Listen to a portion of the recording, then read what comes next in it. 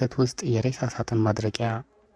በወተት መሰል ምርቶች ላይ የአስከሬን ማድረቂያ የሚጠቀሙ ነጋዴዎች እንዳሉ ተገለጸ።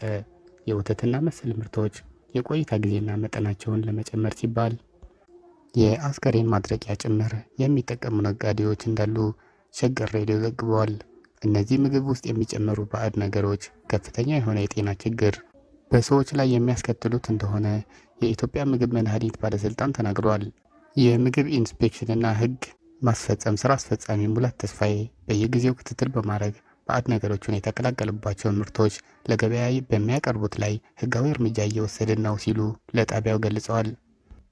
አሁን ላይ በገበያው ባዕድ ነገሮች የተቀላቀሉባቸው ምርቶች መገኘታቸው ቢቀጥልም ከነበረበት መጠን ግን የመቀነስ አዝማሚያ እያሳየን እንደሆነ ስራ አስፈጻሚው ጠቅመዋል። በተጨማሪም ድርጊቱ ፈጽሞ በሚገኙ ነጋዴዎች ላይ የሚወሰዱ እርምጃዎችን የቅጣት መጠን ከፍ በማድረግ እንደሚያስፈልግም አስገንዝበዋል።